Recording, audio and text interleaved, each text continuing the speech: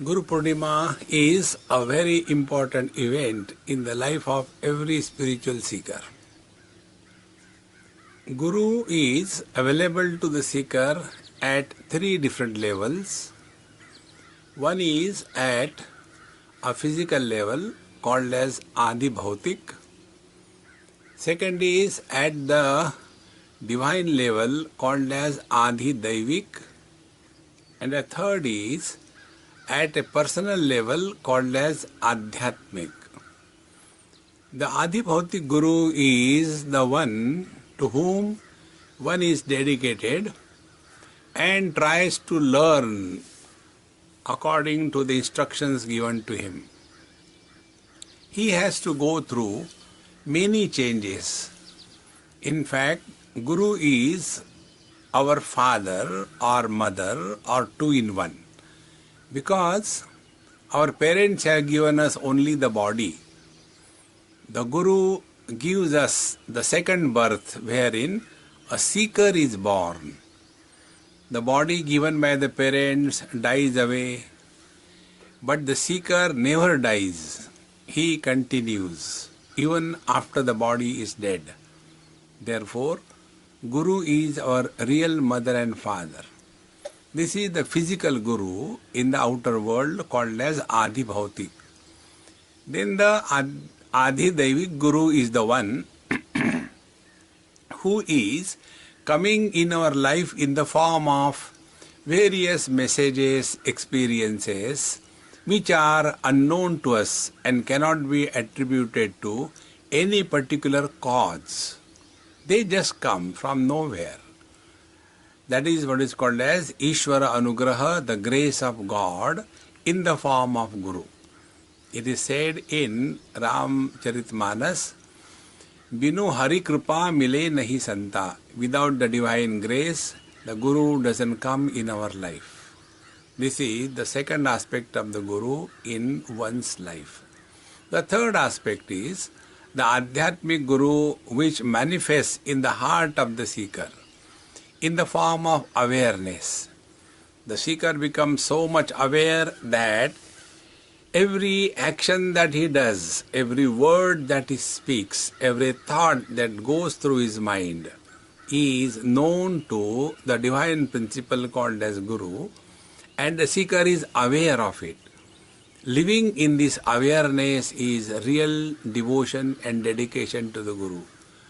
Today on Guru Purnima, let us invoke the Adhyatmic Guru in our heart, because the Adi Bhautik and the Adi Daivik Guru we have no control over. They come, they go.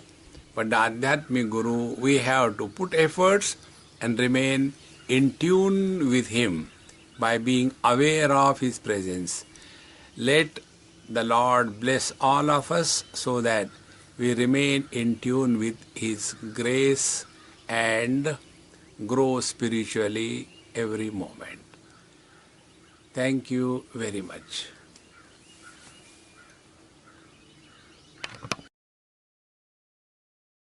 मयि एव सकलं जातं मयि सर्वं प्रतिष्ठितं मयि सर्वं लयं याति तद् ब्रह्माद्वयमस्म्यहम्। आज गुरु पूर्णिमा का दिन है। गुरु पूर्णिमा यह अवसर, यह पर्व शिष्यों के लिए और भक्तों के लिए बहुत महत्व का होता है। विशेष करके शिष्यों के लिए। भक्तों के लिए ठीक है। ऐसा भेद क्यों शिष्य और भक्तों में?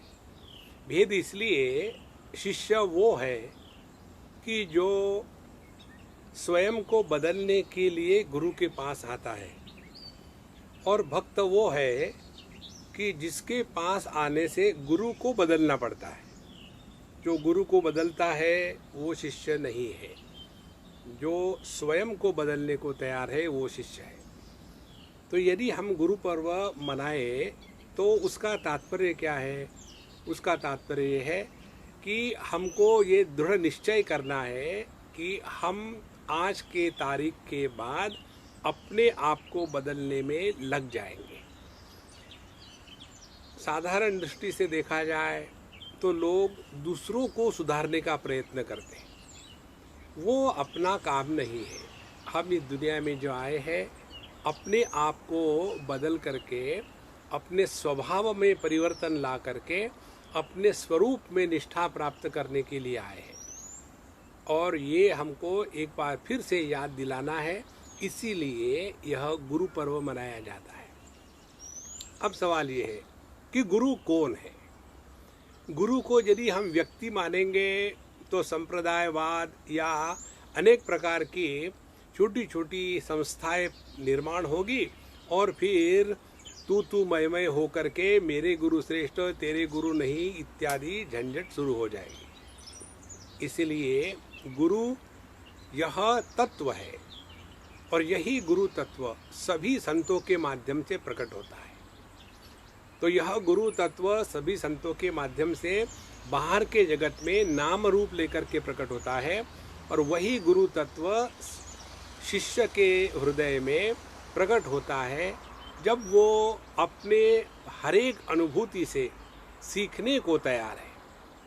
यदि हम अपने अनुभव से नहीं सीखेंगे तो हमको कोई भी नहीं सिखा सकता।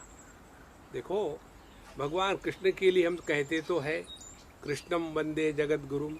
यदि वो जगत गुरु थे तो दुर्योधन को क्यों नहीं बदलाया उन्होंने। इसीलिए गुरु शिष्य के रिश्ते में जिम्मेदारी शिष्य की होती है और जब हम अपनी जिम्मेदारी निभाएंगे, गुरु ने बताए हुए मार्ग पर चलेंगे, तब जाकर के हमने यह गुरु पूर्णिमा का पर्व ठीक से मनाया है।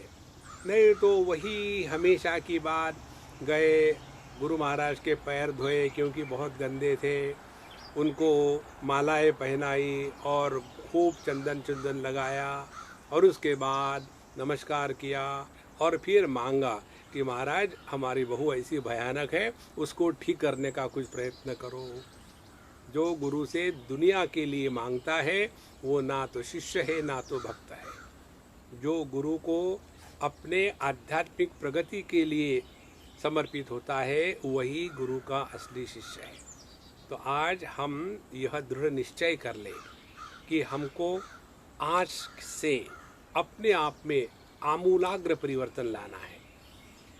ठीक है भैया, ये तो कर लिया, अब क्या परिवर्तन लाना है? केवल एकमात्र, और वो परिवर्तन है आज इस क्षण के बाद दुखी होने से इनकार कर दो, हमेशा मौज में रहो, किसी को सुधारने का प्रयत्न नहीं करना। बस ये 2-3 बातें कर लो तो हमने गुरु पूर्णिमा ठीक से मनाई है। हम आप सभी दर्शकों को अपने अपने गुरु के प्रति 100% समर्पण होवे, यही प्रार्थना भगवान से करते हैं। ओम पूर्णमदः पूर्णमिदं पूर्णात् पूर्णमुदच्यते पूर्णस्य पूर्णमादाय पूर्णमेवावशिष्यते। ओम शांति शांति शांति। हरि ओम। श्री गुरुभ्यो नमः। हरि ओम। न निरोधो न च उत्पत्ति न बद्धो न च साधकः न मुमुक्षुर्न वै मुक्तः इत्येषा परमार्थता।